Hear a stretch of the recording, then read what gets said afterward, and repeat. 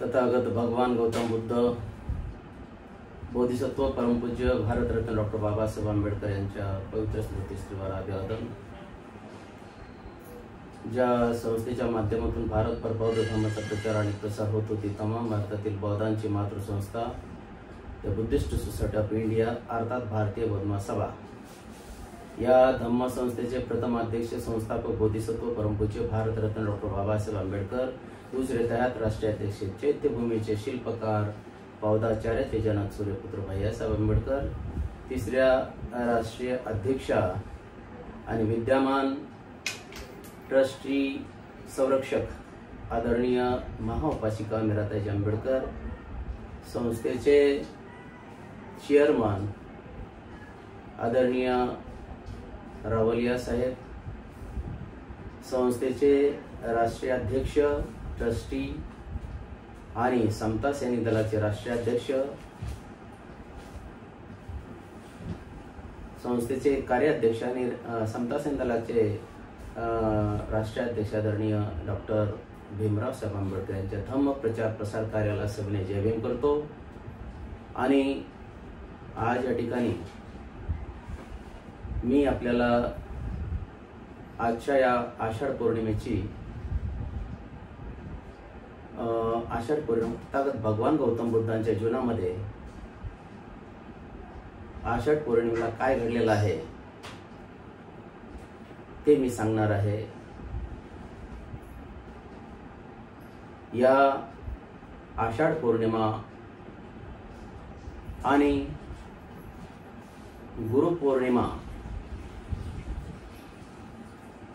या दिवसाचं महत्त्व हे मी आपल्याला सांगणार आहे। आणि म्हणून प्रथम आपल्या सर्वांना आणि विशेषतः संस्थेतील काय माझे गुरुवर्य आणि सर्व बौद्ध उपासक उपासिका बालबालिका सर्वांना सविनय जय भीम करून मी आजच्या या प्रवचनाला सुरुवात करतो। बंधू आणि भगिनींनो, आषाढ पौर्णिमेचे महत्त्व हे प्रमुख 4 महत्त्व आहेत, ज्यामध्ये पहिलं महत्त्व आहे की ते म्हणजे महामायेला गर्भधारणा। दुसरं महत्त्व आहे ते सिद्धार्थ गौतमाचा गृहत्याग। तिसरं महत्त्व आहे ते म्हणजे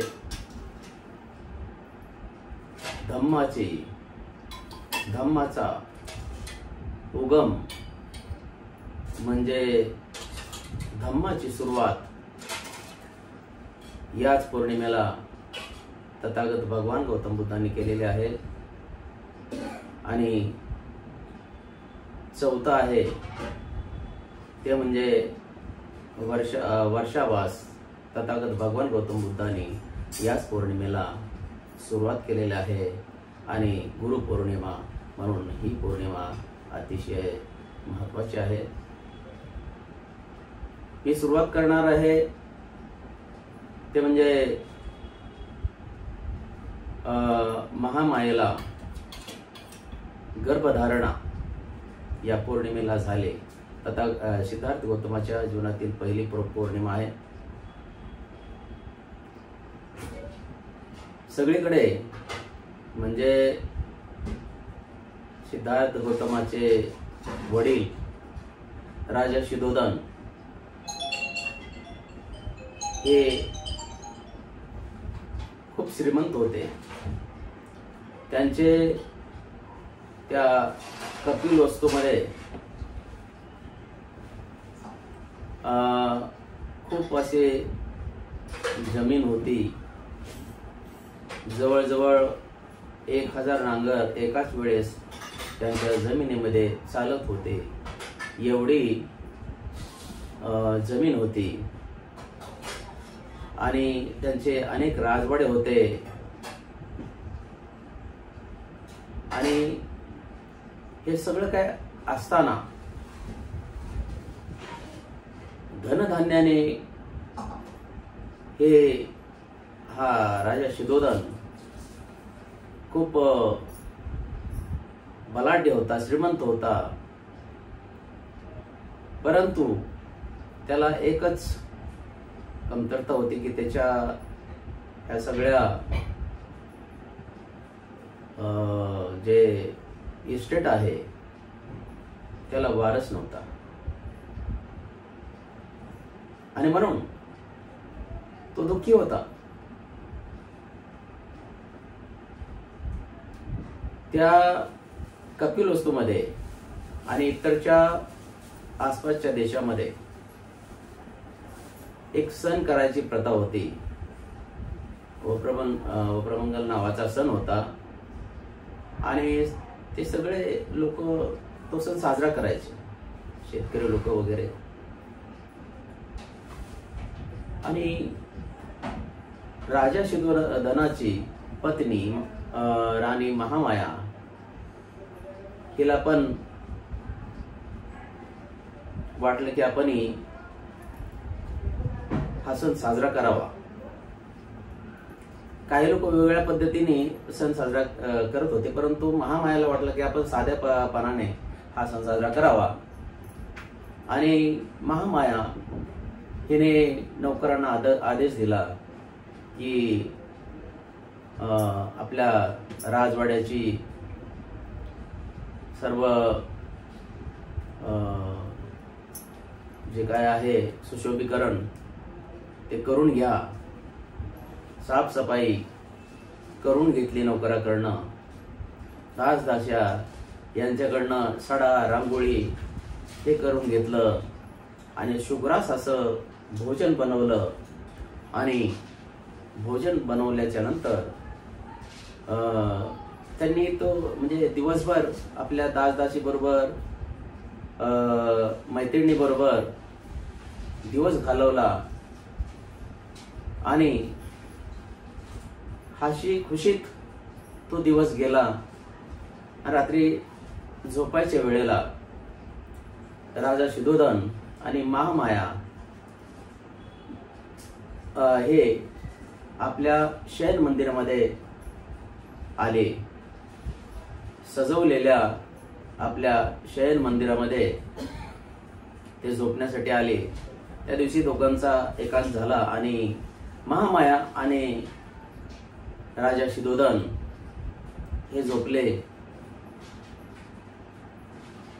झोपल्यानंतर पहाटे महामायाला एक स्वप्न पडलं.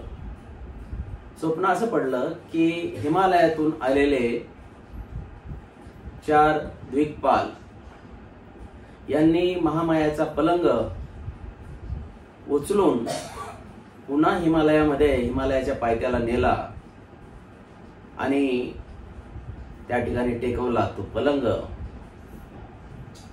आणि त्यांच्या स्त्रिया त्या ठिकाणी आल्या आणि त्यांनी महामायेला मानस सरोवर नावाच्या एका तलावाकडे नेलं.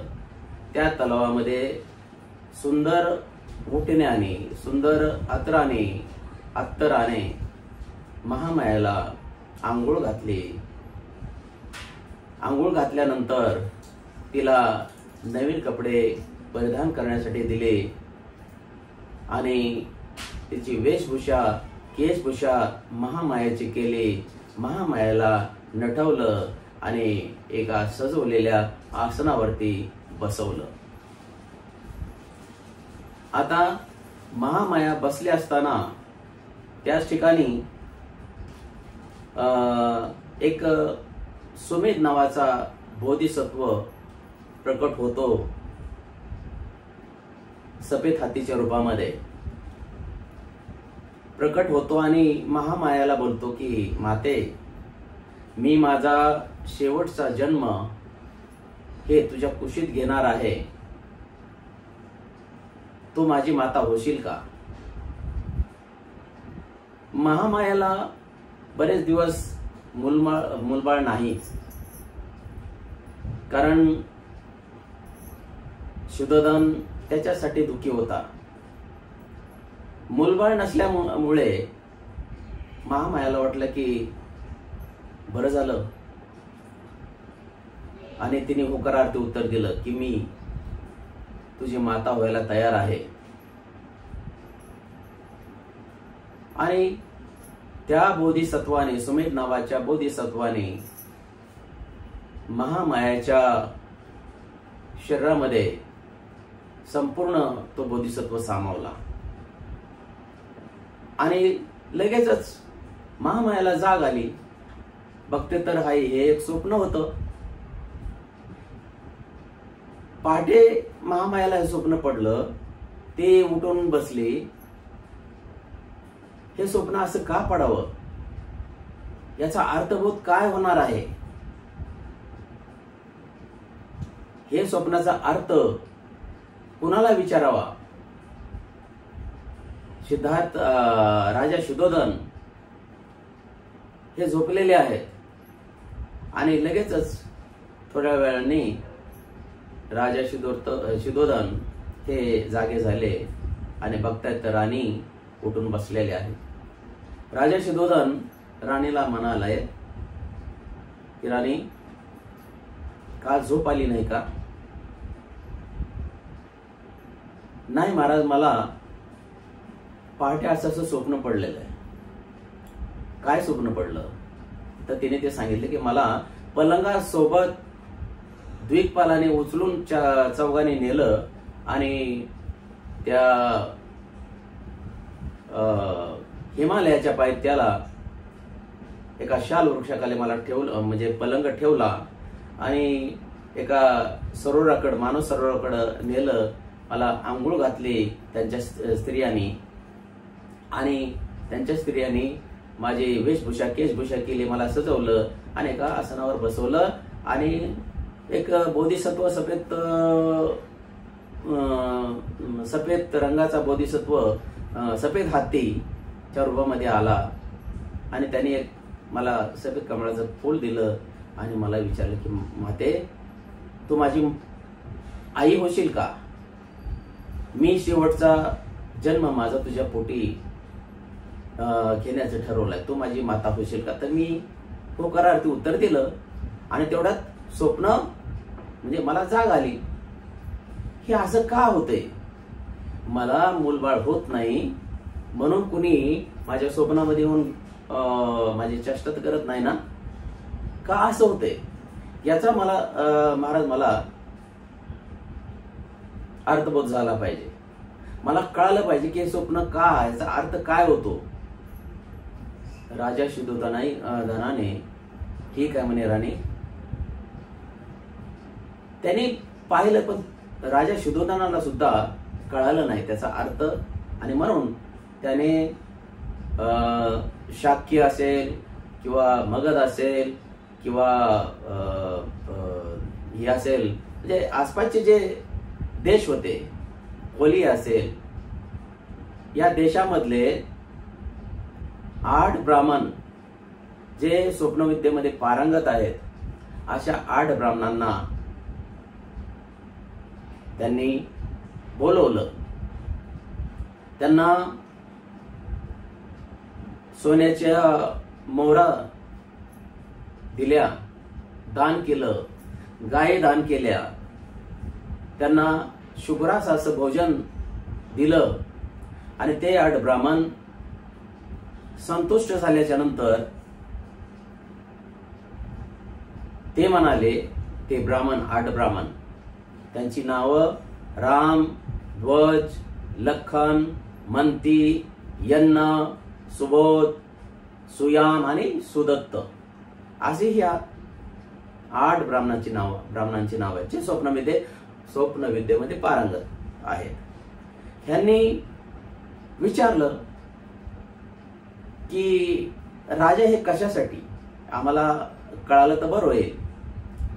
राजा शुद्धोधनाने सांगितलं की महामायेला रात्री असं स्वप्न पडलं की स्वप्नामध्ये तिला 4 द्विकपालाने हिमालय पर्वताकडे नेलं. तिथं त्यांच्या स्त्रियांनी मानस सरोवराकडे नेलं, तिला आंघोळ घातली, तिचे वेशभूषा केशभूषा केले, तिला नटवून एका सजवलेल्या आसनावर बसवलं आणि समोरून सफेद रंगाचा बोधिसत्व सफेद हातीच्या रूपामध्ये आला आणि एक कमळाचं फूल सफेद रंगाचं त्यांनी महामायाला दिलं आणि म्हणाला की माझी माता होशील का? आणि महामायाने उत्तर दिलं हो म्हणून. तेव्हा तो बोधिसत्व महामायाच्या कुशीत संपूर्णपणे सामावला. याचा अर्थ काय ते आम्हाला कळला पाहिजे. महामाया दुःखी आहे, तिला ते अर्थ कळायला पाहिजे. आणि त्या 8 ब्राह्मणांनी पाहिलं तर त्या 8ही ब्राह्मणांचं एकच उत्तर आलं की राजा म्हणे तुमचा विजय असो. महामाया, राणी महामाया ही लवकरच पुत्रवती होणार आहे. तिला पुत्ररत्नाचा लाभ होणार आहे आणि पुत्र असा होणार आहे की जो संसारात राहिला तर फार मोठा सम्राट होणार आहे. आणि त्याने ग्रहत्याग जर केला तर तो सम्यक संबुद्ध होणार आहे. मग महामायाचा जो भांड्यात पडला, तिला बरं वाटलं, राजाला आनंद झाला आणि त्या 8 ब्राह्मणांचे अभिनंदन केले. राम, ध्वज, लखन, मंती, यन्न, सुबोध, सुयम आणि सुदत्त या 8 ब्राह्मणांचे त्याने आभार मानले. आणि तेव्हा काही दिवसातच महामायाला आपण गर्भवती आहोत असा अनुभव आला. आणि म्हणून तो दिवस होता पौर्णिमेचा. कुठली पौर्णिमा? आषाढ पौर्णिमा. आषाढ पौर्णिमेचा दिवस इसवी सन पूर्व 563 ला, इसवी सन पूर्व 563 ची ही घटना आहे की महामायेला गर्भधारणा झाली. आता दुसरी घटना आपण लगेचच पाहूया. आता दुसरी घटना म्हणजे की सिद्धार्थ गौतमाचा ग्रहत्याग. 20 वर्षाचा सिद्धार्थ गौतम झालेला आहे आणि तिथल्या प्रथेप्रमाणे राजा शुद्धोधन याने गौतमाला शाक्य संघामध्ये नाव नोंदणी केलेली आहे, प्रवेश दिलेला आहे. आणि शाक्य संघामध्ये प्रवेश देताना काही अटी, काही शर्ती सिद्धार्थ गौतमाने मान्य केलेल्या आहेत. आणि त्याच 8 वर्ष त्यांनी इमानेद्वारे काम त्या संघाचं, शाक्य संघाचं केलेलं आहे. त्या काळामध्ये, त्या कालखंडामध्ये, त्या 20 ते 28 म्हणजे 8 वर्षामध्ये सिद्धार्थ गौतमाचं लग्न झालं होतं. सिद्धार्थ गौतमाला एक राहुल नावाचं बाळ झालं होतं, पुत्र झाला होता. आणि 8 वर्ष चांगलं काम केलं. परंतु 9व्या वर्षी म्हणजे वयाच्या 29व्या वर्षी असा प्रसंग आला की रोहिणी नदीचं दोन्ही देशाच्या मध्ये जी रोहिणी नदी वाहत होती, शाक्य आणि कोल यांच्या मध्ये रोहिणी नावाची नदी वाहत होती. त्या नदीच्या पाण्यावरनं दरवर्ष शाक्य आणि कोलिये या दोघांचं दोन्ही देशामध्ये भांडणं होत होते. आणि म्हणून शाक्य संघामध्ये एक मीटिंग लावली आणि त्या मीटिंग मध्ये विषय घेतला की या वर्षी आपण त्यांच्याशी युद्ध करायचं. आता गप बसून चालणार नाही. आता कोल्यांबरोबर आपल्याला युद्ध पुकारलं पाहिजे, एकदाचा खटका मिटवला पाहिजे असं त्यांचं मत होतं. आणि त्याच विषयाला सिद्धार्थ गौतमाने विरोध केला. सिद्धार्थ गौतमाने विरोध केला.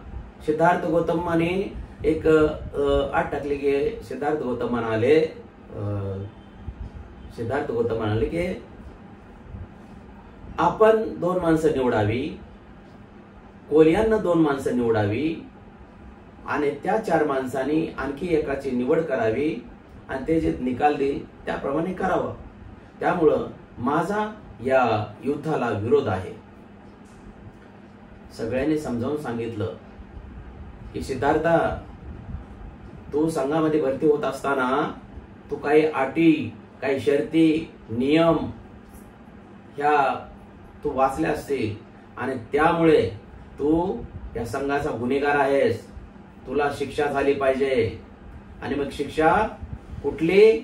3 शिक्षापैकी 1 शिक्षा तुला व्हायला पाहिजे आणि ते आम्ही करणार. मग ती शिक्षा कुठली आहे? एक तर तुझ्या आईवडिलाची जमीन, राजवाडे, जे काही इस्टेट आहे ते सर्व जप्त करणार आम्ही. आणि दुसरी जी आहे ते तुला देहदंडन म्हणजे फाशीची शिक्षा.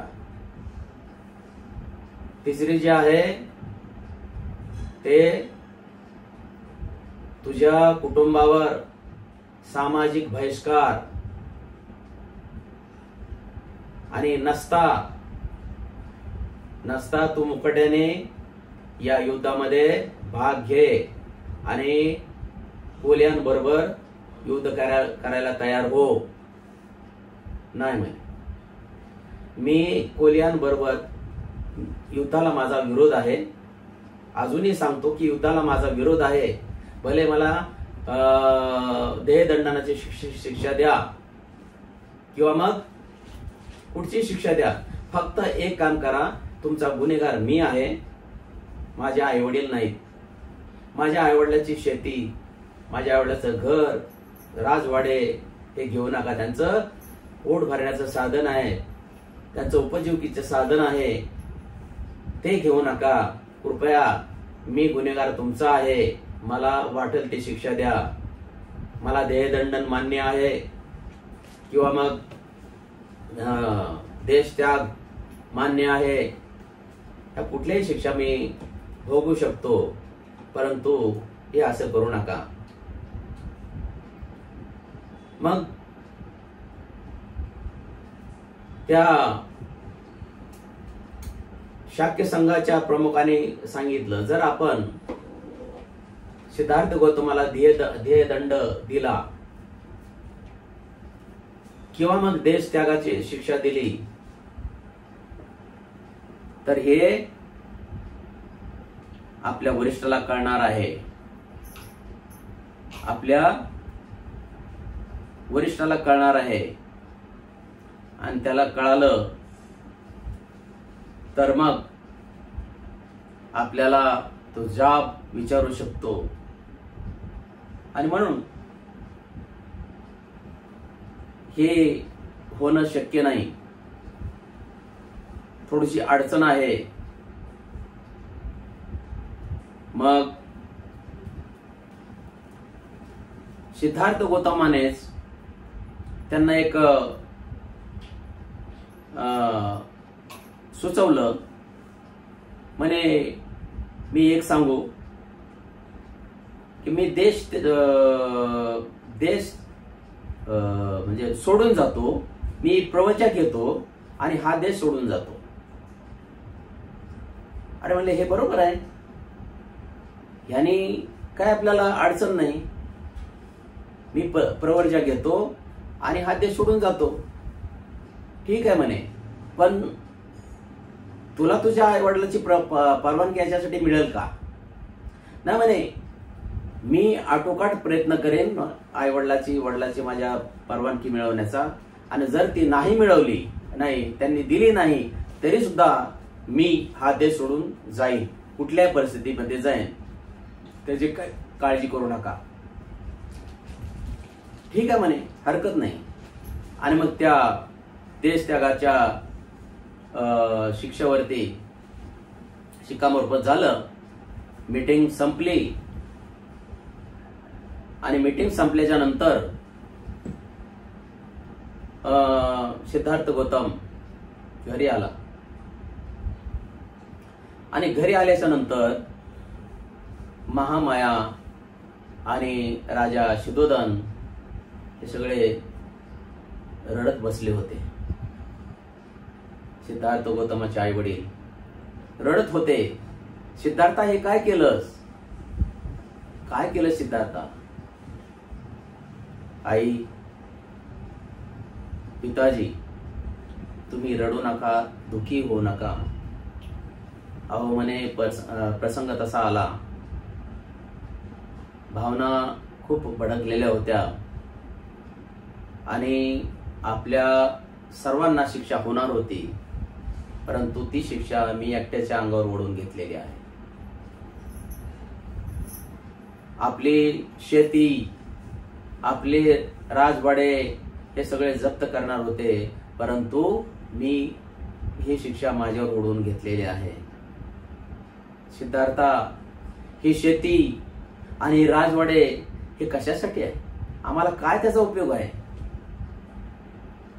तो नाहीच तर आम्हाला त्याचा काही उपयोग नाही. त्यामुळं सिद्धार्था, हे खूप वाईट झालेलं आहे. महामाया रडू लागले, प्रजापती गौतमी रडू लागले.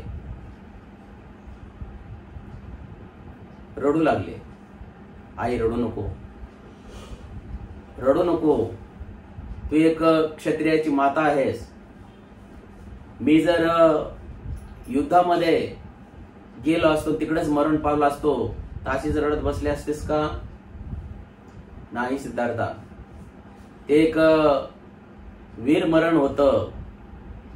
ते मरण आलं असतं तर ते वीर मरण आहे, त्याच्यासाठी नसते रडत बसले. पण आज तू अरण्यामध्ये निघालेला आहेस.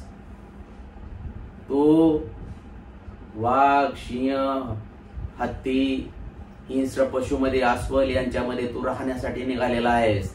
आम्हाला अन्न कसं गोड लागेल इकडे? नाही आई, पिताजी, हे तुम्हाला सगळं जे काय झाले ते चांगल्यासाठी झालेलं आहे. तुम्ही शोक आवरा आणि मला जाऊ द्या. नाही सिद्धार्थ, आम्हालाही बरोबर यायचे, आम्ही तुझ्या बरोबर येणार. नाही आई, असं करू नको. पिताजी, आईला समजावा. तुम्हाला कुठं मी नेऊ आणि कसं नेऊ? नुकताच मला छोटा भाऊ आणि माझा मुलगा राहुल, नुकताच त्यांचा जन्म झालेला आहे. नंदाचा नुकताच जन्म झालेला आहे, राहुलाचा जन्म झालेला आहे. ते लहान आहेत, त्यांचं संगोपन तुम्हाला करायचंय, त्यांना वाढवायचंय, त्यांचं सगळं काय तुम्हाला करायचंय. त्याच्यासाठी तुम्हाला इथं राहावं लागल. मला जाऊ द्या. कसं तरी आईवडिलापासून सुटका करून घेतली आणि सिद्धार्थ गौतम आपल्या पत्नीकडे गेला आणि आपली पत्नी यशोधराच्या जवळ जाऊन उभा आहे. यशोधराच्या महालात गेले. सिद्धार्थ गौतम गेला आणि तिथं जाऊन उभा राहिला. काय बोलू आणि काय नाही सिद्धार्थ गौतमाला कळाना. परंतु त्याची पत्नी यशोधरा हिने सिद्धार्थ गौतमाचे मन तोडले. ती म्हणाली, जे काही शाक्य संघाच्या मीटिंग मध्ये झालंय ते सगळं मला कळालेलं आहे. कळालं तुला? म्हणे हो. मग यशोधरा, तू सांग, काय माझ्याकडून चूक झाली का? नाही म्हणे. नाही धनी, तुमच्याकडून चूक अजिबात झाली नाही. तुमच्या ठिकाणी मी जरी असते तर दुसरं काय केलं असतं? मी तेच केलं असतं. तुम्ही जे केलं ते योग्य केलेलं आहे आणि तुम्ही चाललेला आहात, देश सोडून चाललेला आहात. प्रवजा घेण्याचं तुमचं ठरलेलं आहे, जा तुम्ही, पण असा मार्ग निवडा, असा मार्ग शोधून काढा की सकल मानवजातीच्या हिताचा, सुखाचा तो मार्ग असणार आहे. यशोधरा, किती उदात्त मनाची स्त्री आहेस तू, किती धाडशी आहेस, खरोखर तुला मानावं लागेल. राहुल झोपलेला होता, छोटासा बाळ, त्याच्या अंगावरून वडिलाच्या वात्सल्याने हात फिरवला आणि पहाटे आपला सारथी छन्ना आणि घोडा कंटक याला घेऊन सिद्धार्थ गौतम ऋषी भरद्वाजाच्या आश्रमात गेला तर त्याच्या अगोदर त्याचे आई वडील तिथं उभे होते, बसलेले होते. राजा शुद्धोधन, राणी प्रजापती तिथंही रडू लागले आणि सिद्धार्थ गौतमाचा चुलत भाऊ महानाम याने सिद्धार्थ गौतमाला केसरी वस्त्र आणि भिक्षापात्र आणून दिले होते. सिद्धार्थ गौतमाने ते भिक्षापात्र आणि त्या वस्त्राचा, केसरी वस्त्राचा म्हणजे परिधान केले आणि त्या ऋषीकडनं प्रवजा घेतली. भरद्वाजाच्याकडनं प्रवजा घेऊन सिद्धार्थ गौतम अनुवा नदीकडं निघाला. रस्त्यामध्ये छन्नाकडे राजपुत्राचे सगळे जे ऐवज म्हणजे काय म्हणतात त्याला दागिने वगैरे त्याच्याकडे दिले, आपले केस कापले आणि तो अरण्यात निघून गेला. तर हा प्रकार जो आहे गृहत्याग, तो 534 इसवी सन पूर्व 534 याच पौर्णिमेला, आषाढ पौर्णिमेला सिद्धार्थ गौतमाने गृहत्याग केलेला आहे. आता तिसरा प्रकार असा आहे की सिद्धार्थ गौतम गृहत्याग केल्याच्या नंतर वेगवेगळ्या ऋषीच्या आश्रमात गेला, वेगवेगळ्या पद्धतीचं त्याने शिक्षण घेतलं आणि सुजाताची खीर खाल्ल्याच्या नंतर पलीकडल्या नैरांजनाच्या पलीकडल्या दिशेला म्हणजे गया प्रांतामध्ये गेला आणि तेथे एका पिंपळाच्या झाडाखाली, आपण त्याला आता बोधिवृक्ष म्हणतो, पिंपळाच्या झाडाखाली बसला आणि मारावर विजय मिळवून 30 दिवसामध्ये सिद्धार्थ गौतमाने ज्ञान प्राप्ती करून घेतली. सिद्धार्थ गौतम बुद्ध झाले, सम्यक संबुद्ध झाले, त्यांना ज्ञान प्राप्ती झाली आणि ज्ञान प्राप्ती झाल्याच्या नंतर सिद्धार्थ गौतम 7 आठवडे त्या बोधिवृक्षाच्या आसपास बसून त्या ज्ञानाचा, घेतलेल्या ज्ञानाचा आनंद लुटत होते.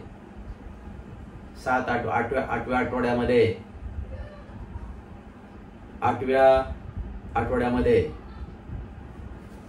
त्यांच्या समोर त्यांना वाटलं की मला ज्ञान मिळाले खरं आहे, पण मी हे ज्ञान देऊ कुणाला, कोण याच्यावर विश्वास ठेवेल, देऊ का नको. त्यावेळेस ब्रह्मस्पती तथागत भगवान गौतम बुद्धांच्या समोर उभा राहिला. ब्रह्मस्पती त्या ब्रह्मस्पतीने सिद्धार्थ गौतमाला सांगितलं की भगवान बुद्ध जन्माची बातमी या संपूर्ण विश्वामध्ये पसरलेली आहे आणि ते अपेक्षेमध्ये आहेत. त्यांना अपेक्षा आहे की बुद्धाने जन्म घेतलेला आहे आणि त्यांच्याकडून आपल्याला काहीतरी मिळणार आहे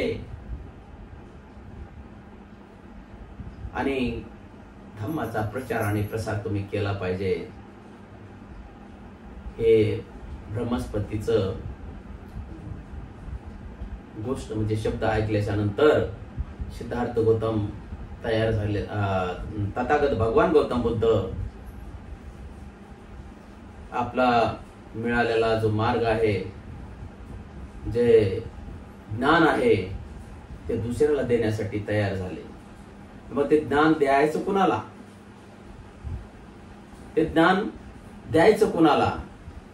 तर पहिलं त्यांच्या आठवणीत आलं की महान गुरु आपल्याला ज्यांनी शिकवलं ते अलार कलाम. अलार कलामाकडे गेले. त्यांच्याकडे गेल्याच्या नंतर, त्यांच्या आश्रमात गेल्याच्या नंतर त्यांना माहित पडलं की अलार कलामाचं निधन झालेलं आहे. मग त्यांचे तिथून निघाल्याच्या नंतर त्यांना दुसऱ्या गुरुकडे गेले होते. तिथे त्यांनी ज्ञान घेतलं. त्या गुरुकडे गेले. त्यांचं नाव उद्धक रामपुत्त. उद्धक रामपुत्ताकडे गेले. त्यांच्या आश्रमात गेले. त्यांना माहित पडलं की त्यांचं सुद्धा निधन झालेलं आहे. हे सुद्धा या जगात नाहीये. मग आता हे ज्ञान द्यायचं कुणाला? मग त्यांना आठवलं की ज्या तप काळामध्ये जे आपण तपश्चर्या केली, त्या काळामध्ये आपली ज्यांनी सेवा केली ते 5 ब्राह्मण प्रवर्जक यांना ते ज्ञान दिलं पाहिजे.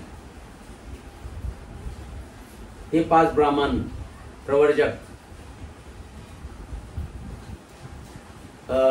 कोंडन्य, वप्प, भद्दीय, अश्वजित आणि महानाम.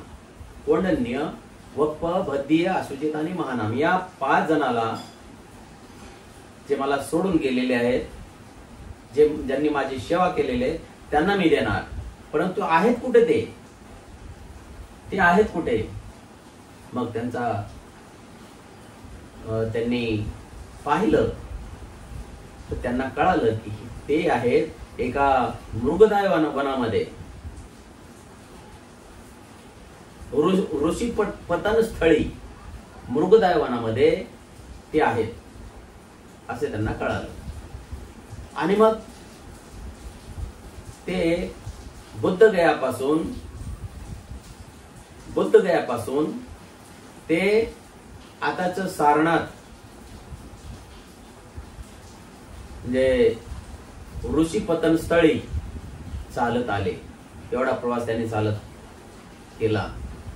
ऋषी पतन स्थळी आले. मृगदाय वन, मृग म्हणजे हरिण,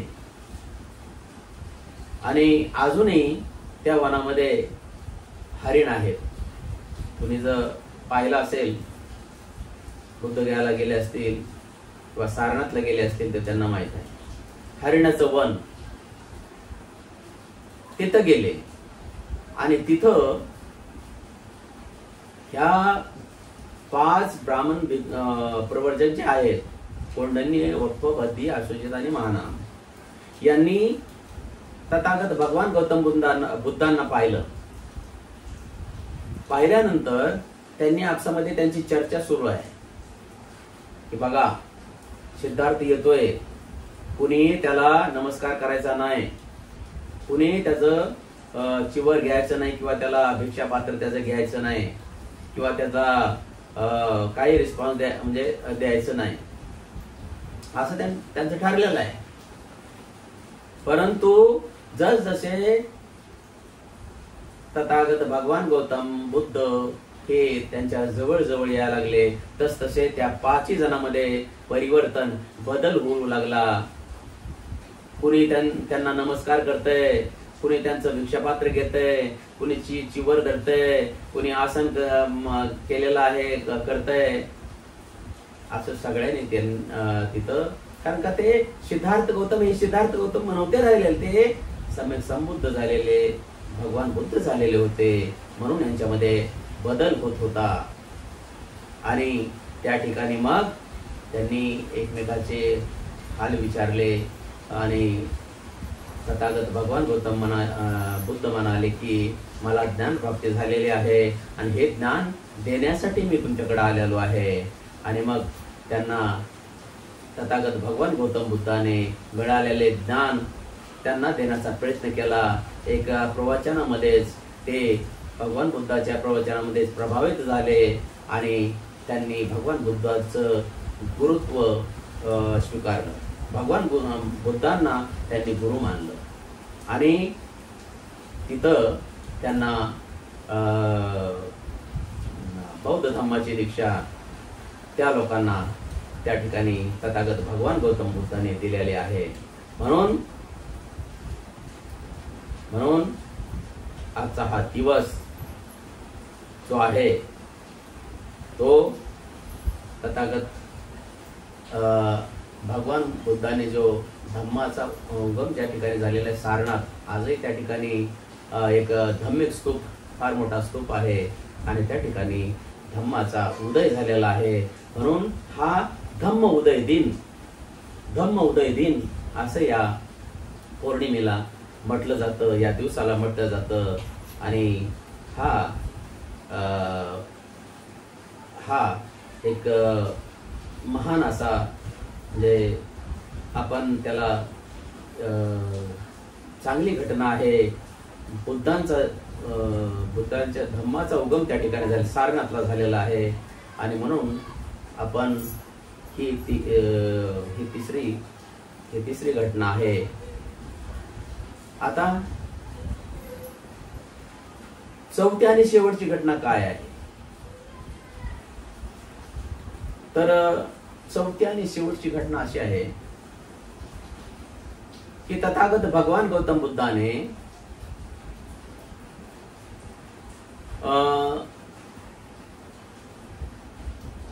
त्या मी सांगितल्याप्रमाणे तिथं जे सारनाथला त्यांनी बौद्ध धम्माची म्हणजे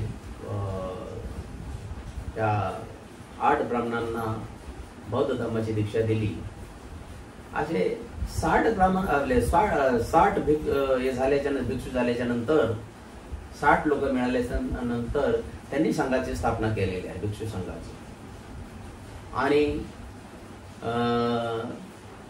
तथागत भगवान गौतम बुद्धाने ह्या वर्षावासाची स्थापना केलेली आहे, म्हणजे वर्षावास सुरू केलेला आहे.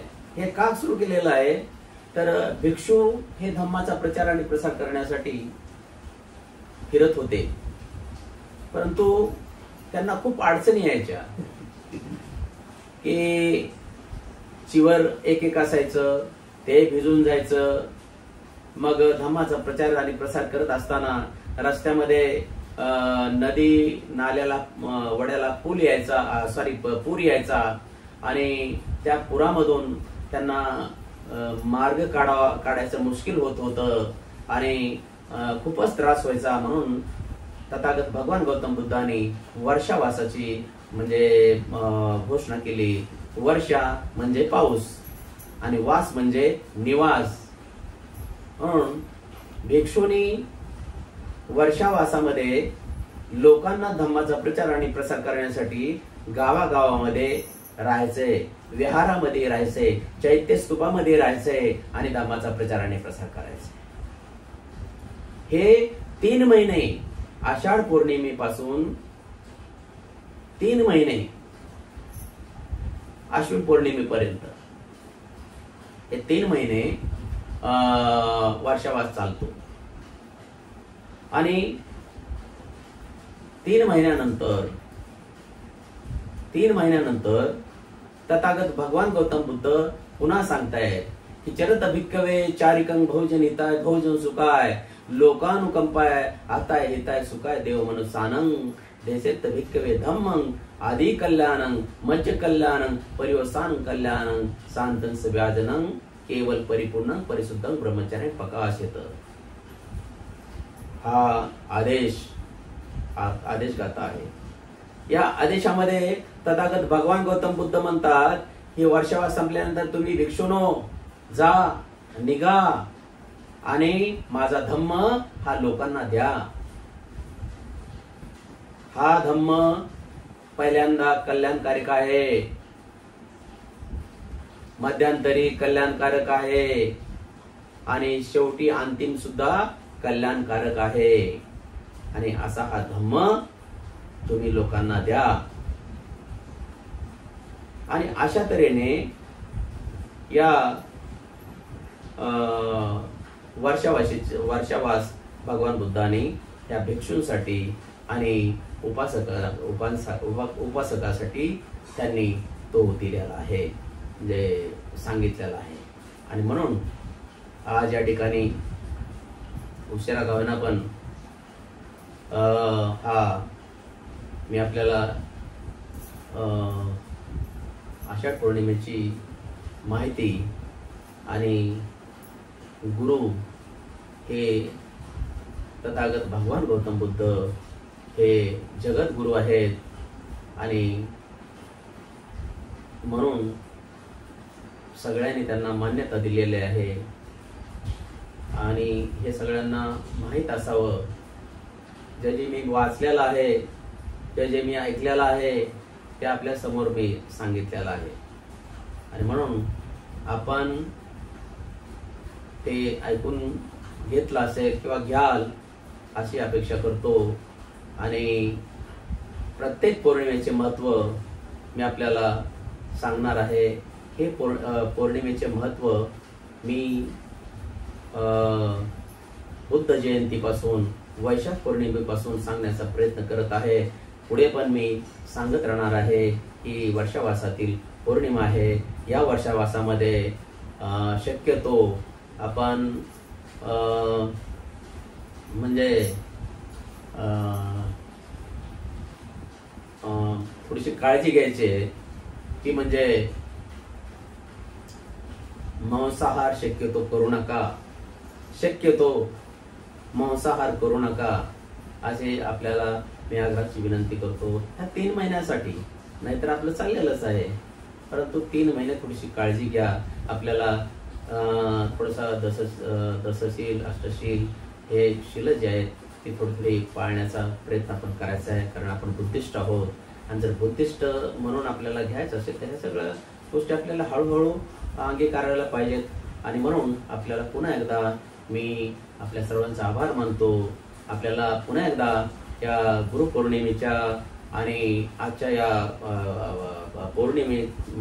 पौर्णिमेच्या निमित्ताने, आषाढ पौर्णिमेच्या निमित्ताने मी सर्वांना हार्दिक शुभेच्छा देतो, सर्वांना मंगल कामना देतो। याच ठिकाणी थांबतो। नमो बुद्धाय, जय भीम।